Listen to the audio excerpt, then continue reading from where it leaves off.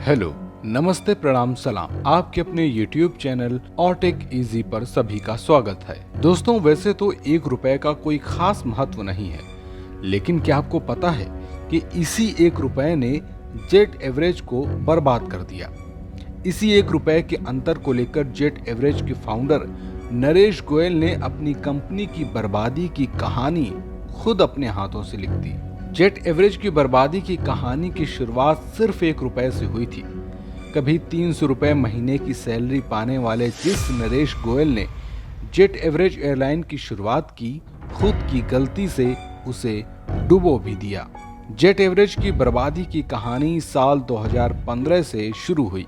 देश की सबसे पुरानी निजी एयरलाइंस में से एक जेट एवरेज ने अपनी प्रतिद्वंदी एयरलाइन इंडिगो से मुकाबला करने के लिए एक ऐसा फैसला लिया जो कंपनी को भारी पड़ गया। इंडिगो के मुकाबले जेट एवरेज का किराया 1 रुपए प्रति किलोमीटर अधिक था।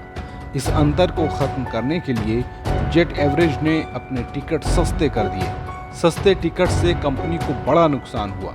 टिकट के दाम घटाने के चक्कर में कंपनी कर्ज के फेर में फंसती चली गई। इंडिगो ने जेट एवरेज को पछाड़ने के लिए अपने ऑपरेशंस 2.5 गुना तेज कर दिए। टिकटों पर छूट का ऑफर देना शुरू कर दिया। जेट एवरेज पर कर्ज का बोझ बढ़ता चला गया। कंपनी किस्तें नहीं चुका पा रही थी। हालत ऐसी हो गई कि उसके पास पायलटों और कर्मचारियों को सैलरी देने के पैसे कम पड़ रहे थे। सैलरी में देरी के बाद एयरलाइन के स्टाफ ने हड़ताल की धमकी देनी शुरू कर दी। बिना पायलट और कर्मचारियों की फ्लाइट्स रद्द होने लगी। जेट एवरेज के विमान हवाई अड्डे पर खड़े रह गए। स्थिति उस वक्त और बिगड़ने लगी जब उन्हें यात्रियों के टिकट बुकिंग के पैसे वापस करने पड़े। बची हुई कसर ईंधन के रेट्स ने पूरी कर दी। सितंबर 2017 में ईंधन की कीमतें अचानक बढ़नी शुरू हुई। हालांकि इसका असर पूरे एविएशन इंडस्ट्री पर पड़ा, लेकिन जेट एवरेज के लिए ये स्थिति गंभीर इसलिए हो गई क्योंकि कर्ज के साथ साथ उस पर खर्च का बोझ बढ़ता जा रहा था। 25 सालों तक एयरलाइन के ऑपरेशंस में सफलतापूर्वक काम करने के बाद साल 2019 से कंपनी कर्ज में डूबती चली गई।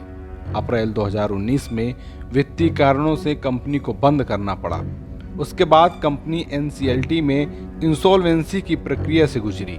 कंपनी को फिर से उड़ान भरने के लिए फरवरी 2022 तक का वक्त दिया गया। कंपनी को एयर ऑपरेटर सर्टिफिकेट मिला था, लेकिन कंपनी ने परिचालन शुरू नहीं किया।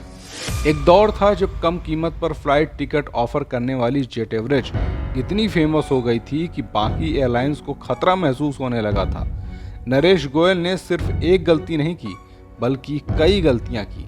उन्होंने जिन लोगों को हायर किया उस पर भी भरोसा नहीं कर रहे थे। मैं का घमंड उन्हें ले डूबा।